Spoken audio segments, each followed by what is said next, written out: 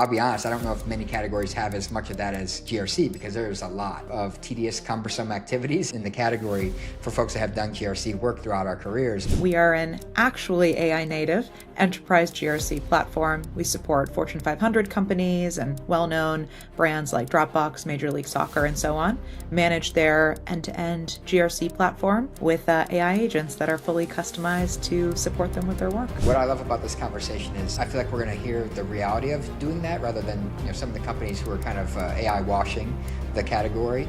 We released our first agents in 2024, and we didn't have the word agent then. And so we just had this really fancy feature that was hard to describe, but it bought us the trust of some of the biggest names in the industry. And then we've built from there. What's the single most damaging legacy GRC practice that's still kind of a default today, that something that's so resistant to change that shouldn't be? Agentic is the biggest transformation that GRC has ever seen.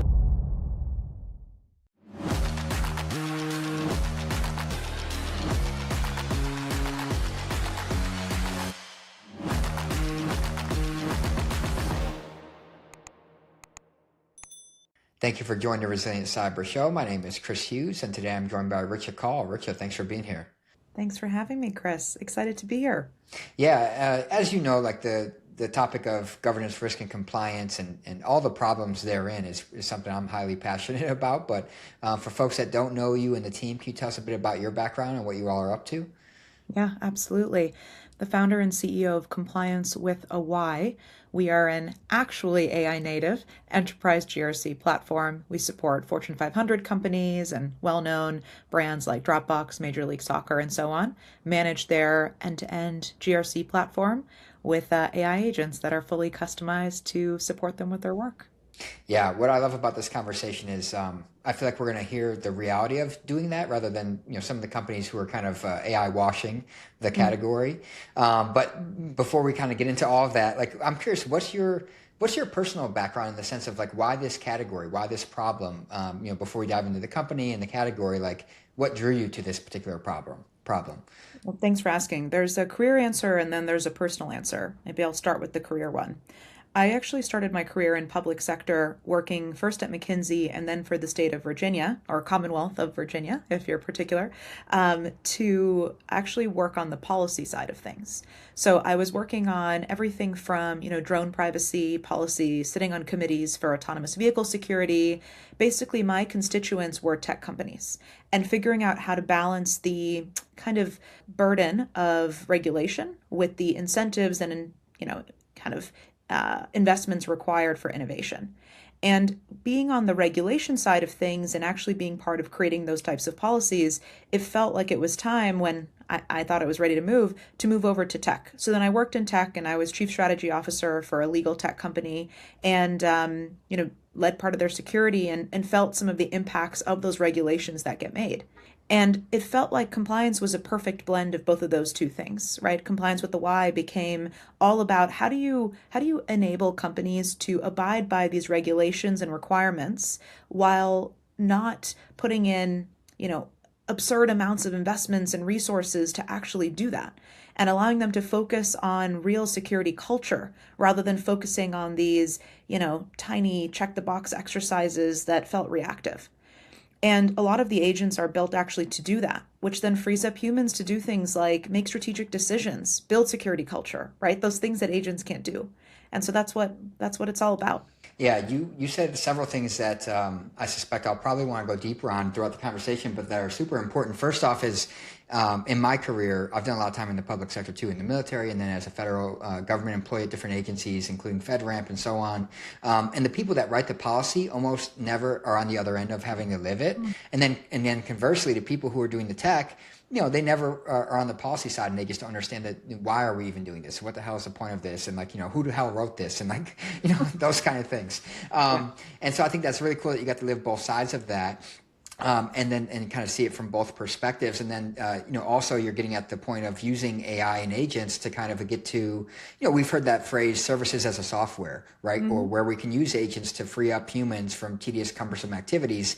And I mean, I'll be honest, I don't know if many categories have as much of that as GRC, because there's a lot of tedious, cumbersome activities in the category for folks that have done GRC work throughout our careers. But so I wanted to ask, you started compliance at a time that the space already has legacy incumbents like the RSA Archers or the EMAS in the government sense here in the U.S. I've worked with that a lot. And then you have another modern automation wave after that with like Vanta and Drata. And then there was a broader GRC engineering movement, right, that has gotten some momentum now. What was the specific gap that you saw that convinced you that the market needed another platform?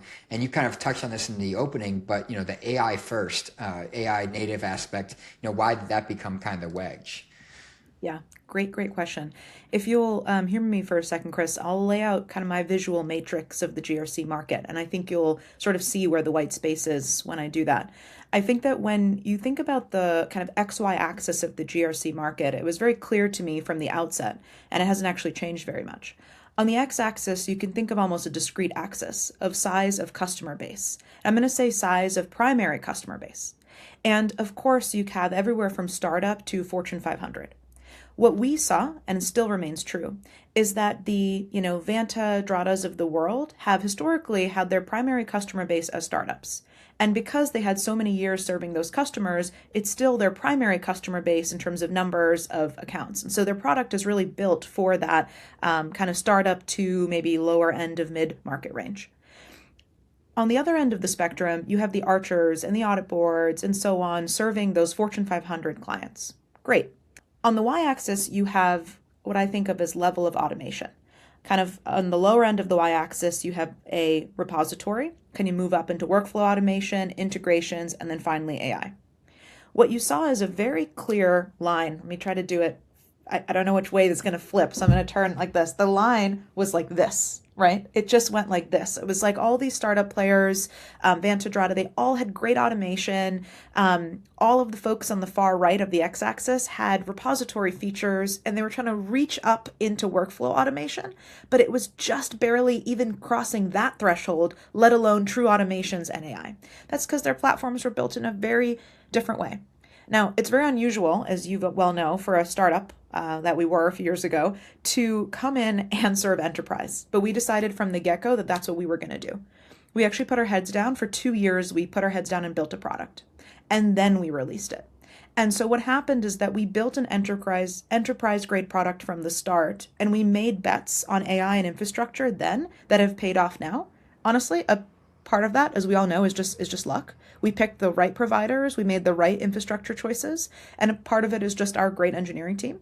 But all of that coming together was this huge white space on the far right of the x-axis and the top of the y-axis that was saying, like, look, we can actually serve enterprises with agents. And it's not a superficial type of delivery. It's not a marketing ploy. These are agents that actually do work. So we released our first agents in 2024, and we didn't have the word agent then. And so we just had this really fancy feature that was hard to describe, but it bought us the trust of some of the biggest names in the industry. And then we've built from there. Yeah, I think what's coming through to me when you're talking about that is you talked about the role that you had as a chief strategy officer. And I think it's very strategic that you all targeted like the highly regulated, largest complex enterprise customers you could think of when it comes to compliance, because they're juggling an acronym soup of compliance frameworks, regulatory, and they have overlapping controls, contradictory, conflicting controls, all these internal, internal politics and fiefdoms and all the things that come along with large enterprise environments. And it's like, I think of it from the security sense, like you probably have heard this phrase, like the high water mark, right? In the security sense, you're doing that from the market perspective. And then if you can serve that environment, you can serve kind of everything underneath it, because you've started with the most complex, environment and use case you could think of. So I want to ask you too, like the legacy diagnosis side of this, like, and I've written about this myself, like GRC has largely missed these prior technological ways. You look at like cloud native, APIs, DevOps, SaaS, et cetera. And now we have AI and agentic AI. And like GRC had missed the bus on so many of these, but you're kind of talking about being an early adopter and innovator with agents, several years before agents was even a thing in the industry, let alone in GRC. So from your vantage point of working with these enterprise customers like a CVS and Dropbox and some of the others you've talked about, what's the single most damaging like legacy GRC practice that's still kind of a default today that, or something that's so resistant to change that shouldn't be? Yeah, so it's a big question. I have a couple answers. One thing I want to say just as a baseline is that I actually find that AI is an opportunity for companies to leapfrog their maturity when they've missed the boat on other technological evolutions in the past. And that's very much what our clients have seen it as and what has materialized. An opportunity to say, shoot, I missed this move, I missed this move. I didn't do, automation-based evidence generation for these years that I should have, but now they're using AI and they leapfrog that into a new world. And that is an unlikely match for enterprise. You may think that, oh, but enterprises who didn't make those changes, they must not have the infrastructure. But the good thing about AI is that it doesn't always rely on that infrastructure, especially agentic. It actually allows you to move past it and catch up and again, really leapfrog and be the early adopters in your organization. So I just wanted to use that just as a quick baseline. And then what's left, right? It's interesting you asked the question, what they shouldn't still be doing manually. Because I think that for these large enterprises, at the end of the day, they've been doing compliance for a really long time. Right? It's not that they need our help to get their SOC 2. That's not what we do. That's, Vanto Dorado, great, but that's not what we do. And so what's happening is that they have built in this very ingrained mechanism of certain things in the audit still being manual. And why is that? It's because it's so important. It's their jobs, it's their livelihoods. And so even if we are automating evidence via our AI agents or via integration, they're still doing those manual checks before they go to the auditor. Whereas you see startups and lower mid-market clients be able to just add the auditors to their environment. It's kind of like all the checks are green, so here you go, I'm going to push that forward. And I actually think that that's okay, Chris. I think that that's one of the many differences. Enterprises feel that need for nuance, that need for, final checks, because they have a lot to lose. Yeah, I wanted to ask you this because I was going to bring this up later in the conversation, but you touched on this kind of the human element, the workforce aspect of the GRC, community. A lot of GRC professionals that, we talked about the field being left behind by some of the prior technological waves, but so has the workforce. When you look at like cloud and APIs, automation, AI, they live in their, I know this because I've been in these roles myself in the past. We live in Excel and Word and PDF and screenshots and all these kind of things, not Kubernetes or Terraform or cloud or AI. When agents handle that manual toil and tedium for us, what does a GRC analyst day look like in practice? Are we elevating them into more strategic roles or technical work? Or are we shrinking the function? What should aspiring GRC practitioners be learning right now from from your vantage point of someone who is kind of innovating in this space? There is one clear thing that they should be learning, which is how to do the strategic work. So I think of it as, we all think about what's important and what's urgent, right? And what's urgent and important always takes first prio. What's been happening so far for GRC, I'll say what's been plaguing GRC teams, is that what's urgent and important is always so colossal that they don't have time for what's only important, but not urgent. And so for years and years and years, for the entirety of GRC's existence, but more so recently as regulations have grown, what's happening is that they're defaulting to what's urgent and important and then what's urgent. And the things that are left undone are really things like building a security culture from the ground up, things like actually uncovering risk, not just relying on quarterly risk assessments and the luck that a business owner is going to think of all the risks that they need to share at that moment. I mean, those are the types of things that we need to be building skill sets around from the GRC analyst level. Of course, today, GRC analysts are oftentimes doing things like chasing for evidence, reminding approvers to do their annual policy approvals. Like these are hopefully, in the past. And one thing I'll share maybe a client anecdote. I think, as you may know, Chris, we recently raised $20 million from Google Ventures. And as part of that process, all investors, they ask, for customer interviews. So I was actually going around and speaking to our clients and saying like, look, would you speak to Google Ventures on our behalf? And like, what are you going to say? I want to know what you're going to say. And so I had this amazing conversation with the information security leader at Northeast Georgia Health System. And he told me, you know what I'm going to say? That your AI agents have made it so that I can actually hire more junior folks because the agents are basically training them. The agents have so much domain expertise that I no longer have to make sure that the analyst knows all of the answers. I can tell the analyst, look, this is the process you need to facilitate, and this is the type of risk we can tolerate. And the AI agent's going to kind of get you from point A to making the decision. And I thought that was amazing. It made my public sector heart sing, you know?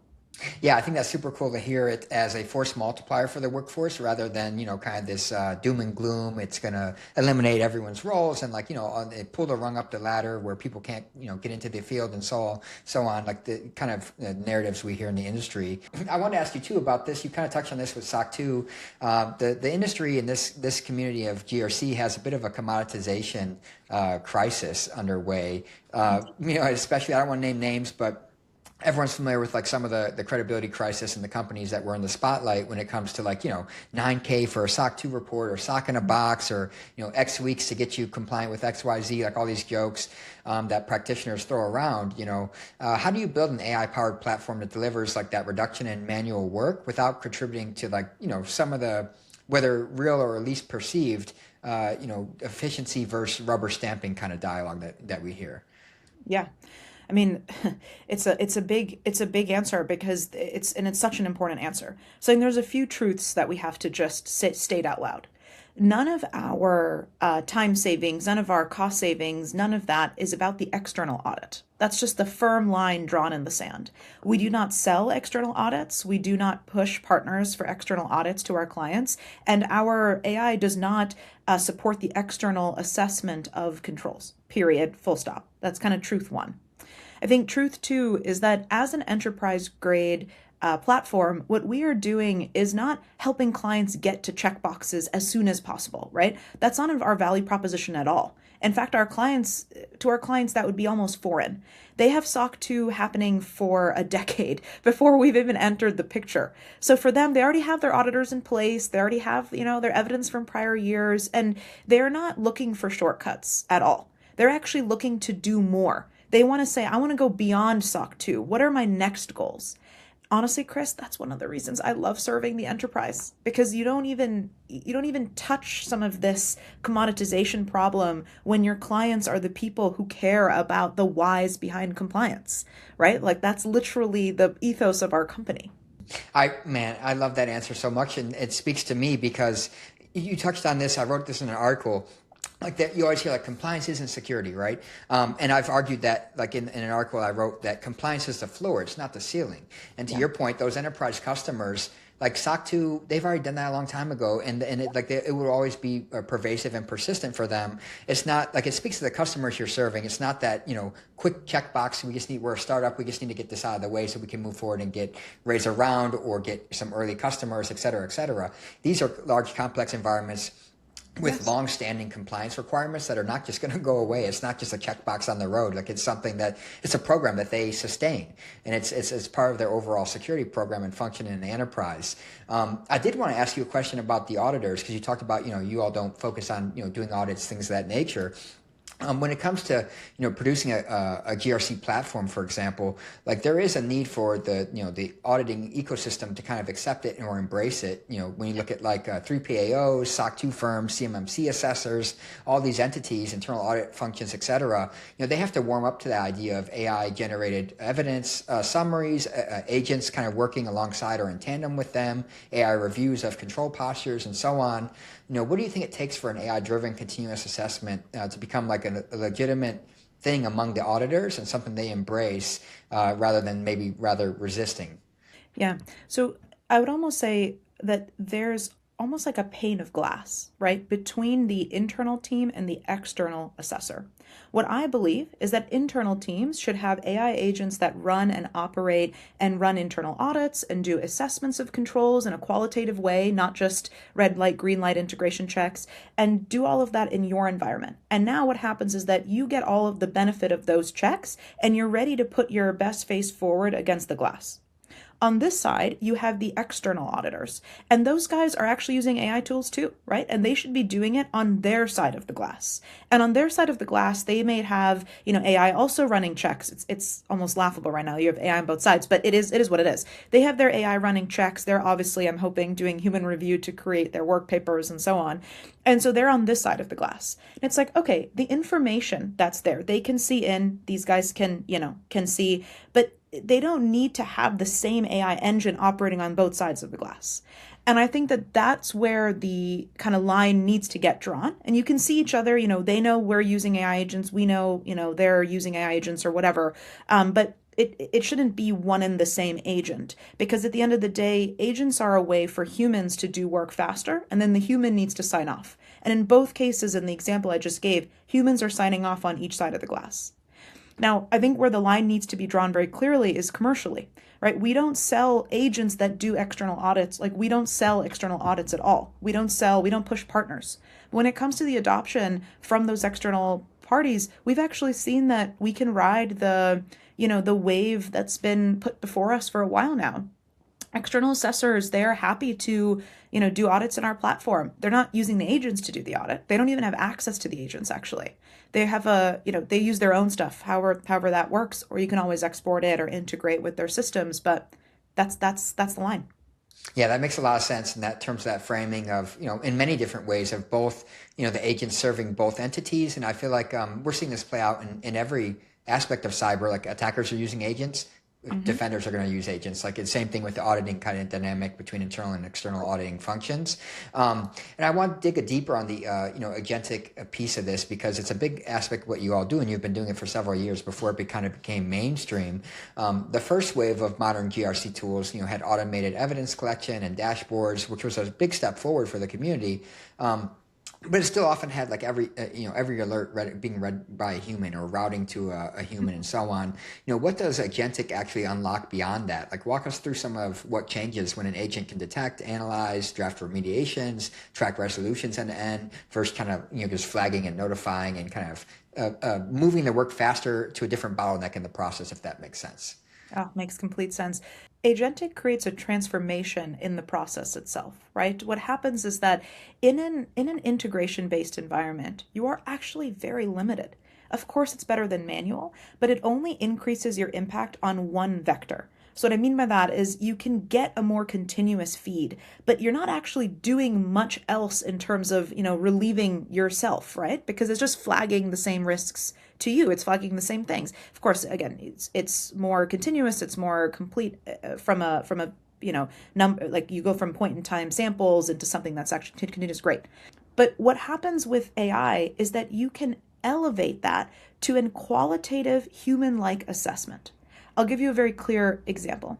A lot of the clients that come to us from a tool that was doing an integration-based assessment will say that they got so many false positives. They always were having to review the actual evidence that was coming out, any of the signals that were coming out. They also tell us that they could never know if the evidence was actually complete, right? Like, you don't know if it's fully complete because it's set at the scope during implementation, and then later on you don't have visibility into understanding, has this environment changed through engineering or something like that. So you're getting kind of a quick creation of the evidence, great, but then you're still reviewing every piece of evidence before you're able to put it forward for audit. What happens in an AI agentic view, and what we have, is that you have a custom agent for every one of your controls. So let me just tell you in short. What happens is you say, okay, here are our controls. Great. For every control, here are the custom checks that we want to run. Some of those checks will be powered by an integration. Perfect. Those are the black and white checks. Is this configuration on or off? Then you'll have checks of what you would be reviewing when you reviewed the evidence before. And those are qualitative things, such as, are all of my production environments evidenced here? Are we, and that's something where, what are you going to do from an integration perspective? You can't really check, right? The scope is set. But what happens is that once that evidence is created and it does the check to say, hey, is encryption turned on or off? Great. But then you want to say, am I even checking the right scope here? And so that is what's done using an agent. And that's just one example. Of course, I can keep on going. But you have an agent there that then says, okay, let me look at the entire sample set or the entire population set that has been even, sampled for this and say, actually, wait a second, I'm missing a bunch of environments, or this is only one of my product lines. I need the other ones in there. Those are the types of things that the AI then catches. And it automatically creates tasks for the right people to actually address the problem. And it tells them how to fix it. So now you're suddenly going from okay, a feed of information that you still have to process to actually the entire resolution cycle happening automatically. And hopefully you're only coming to it when it needs an escalation. That was a long explanation, Chris, but I hope that was helpful. No, it is. And I was going to use, I know you have many different purpose-built agents, and given Yes. especially you all were an early adopter of this, in 2024, and the industry's been grappling with, the nuances of using agents in production. You have an evidence review agent, for example. I'm curious, under the hood or in practice when you all use this, how do you use that agent to actually evaluate whether a piece of evidence is sufficiently demonstrating a control versus where it may get some things wrong? Or how do you guys design, especially doing this for several years now, I imagine you've encountered this, designing and working around things like hallucination or false confidence that AI kind of projects sometimes, or failure modes where the agent says something looks good and it's not sufficient to the what the auditor wants to see, or how have you guys navigated some of that? Yeah, it's taken a lot of trial and error up front, and I think we've gotten to a point where our clients tell us that the agent catches things that they wouldn't even think to catch. So we've actually kind of dialed it, I think, the other way, but it's good. They appreciate it because, again, they're not looking for the checkbox. They're actually looking for for the issues. And so what we've done is a few things to kind of limit the context and therefore limit hallucinations. We actually have not seen hallucinations in our environment because we've built an infrastructure which has a very tight set of inputs and therefore a tight set of outputs. So it's not like we have built one agent across the platform. I think that's actually where a lot of platforms fail. We have built an agent for every single micro use case is actually an individual agent. So it's like a horse with blinders on. It can view such little information. We only allow it to view the very tiny level of information that it needs to execute its task and nothing else. And so what that does is you literally, what are you going to hallucinate on? Right? There's nothing to hallucinate on because it can't look at your policies or even your other controls. It's just operating on this tiny control. This is what I need to know. This is the mission that I have been assigned for this. This is the context that I need. When that happens, you almost have, and again, we've built other kind of checks in, but that's the premise of it. Then you sort of get limited on what you can really hallucinate about. And what we've seen is that it works almost too well. Clients will dial back and we allow them to, in the front end, configure their agent to say, how much do you want to care about this? How much do you want to care about this? You can dial it. And so that's kind of the output that we've had. Yeah, that makes sense. And I hear many organizations that are kind of using agents in production, taking that narrow scope multi-agent architecture approach for that reason of avoiding some of the complexities when you have the bloat of a single agent's focus or context. So I last couple of questions, maybe stepping back and doing a little bit of a meta of the ecosystem and things like that. When you look at the problem of framework sprawl and the concept of reciprocity, this is something many of us have written about or dealt with, there's an alphabet soup of, NIST CSF, ISO, SOC 2, HIPAA, HITRUST, FedRAMP, and a whole slew of them that go on and on. You all support over 100 frameworks, I believe it is. Do you think the long-term solution here is just better mapping, or is there a path toward reciprocity? And how do you see that playing out? And I know you're not in a position to necessarily fix it. That's again a policy question to your kind of how you got your start. But I'm curious, as you look at the ecosystem, every new technological wave introduces all these new frameworks, and it just becomes so much to juggle or manage as an enterprise. Yeah, I think we have to kind of accept the world as it is. Regulators are going to regulate. I don't think that there's going to be anything about that. We're not going to change it. And that's what they get paid for. That's what they love to do. And it is what it is. I know that from personal experience. I think that actually AI kind of changes it. I think we're kind of already doing that. I think what ends up mattering is your evidence, right? It's the evidence of your security practices. So the way that our platform has evolved, and we actually haven't released this agent publicly, so I guess we're chatting about this for the first time now. The way that our platform has evolved is actually not needing to be so rigid against your frameworks. It's about saying, what is your tech stack? And what is evidence of the policies and the practices that you actually have in place? What happens is that when you populate that, our agent just then maps that evidence into all the various controls. that you have. It doesn't matter how many frameworks you have or controls you have. It just says like, look, based on the evidence that I have, this is just where it goes. And then that's it. So you can almost stop thinking about everything through the lens of, oh my God, I have, 30 frameworks to manage, which by the way, many of our clients do. Instead, you can just think of it as, what are my policies? What is the proof that I'm actually following my policies? Of course, the policies can be also reviewed by AI to make sure that they match all of your standards and controls, which is a new agent that we have. But yeah, and that's kind of it. And then that frees you. It's like a freeing motion to say like, all right, let's decouple me from being so reactive to the frameworks, and let's be proactive about the actual policies that I want to implement and proof that I'm following those. Yeah, I think that's a huge paradigm shift also, because it gets so spun up about the complexities and the overlaps and the different frameworks, instead of just like, as you said, seeing the world as it is now and solving for that. And I think that's, a much more practical take. So I guess final question for you, the 5-year vision, both for you maybe and, compliance and the industry as well, the compliance industry, I should say, as well as compliance the team. If we have this conversation in say 5 years, what do you think enterprise GRC looks like if, the agentic thesis plays out? Are things like snapshot audits, kind of dead, or are we fully embracing, continuous real-time compliance as a default? Do we get away from, phrases like compliance doesn't equal security? What do you see and or hope, the industry will move towards? Agentic is the biggest transformation that GRC has ever seen, Chris. I will write my name and sign it to that. What is happening right now is going to completely change the way that GRC teams do work every single day. We are already seeing it. We are going to see a shift from GRC teams being reactive organizations that need to follow up, deal with fires, prep for audits, and focus on the urgent. We're going to see them be able to focus on the important. And what that means is real grasp of risk. We don't have that today. Most organizations do not have a grasp of their risk, and we are going to be more secure for it, because GRC teams are going to be focused on the risks that are surfaced to them and actually addressing those, ideally addressing them systemically and actually getting to the core of what drives risk for their organization. And that's going to be the future. And we're very close to it.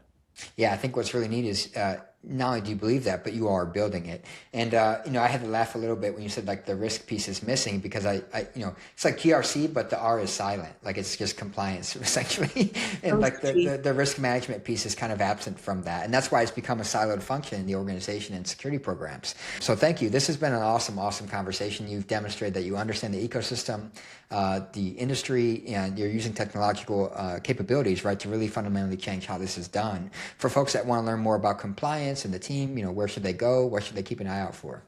Compliancewiththewhy.com. That's it. And follow us on LinkedIn. Easy as that. Well, Richa, thanks so much for coming on. I really appreciate this, and look forward to seeing what the team continues to do. Thanks, Chris. Absolutely. Take care.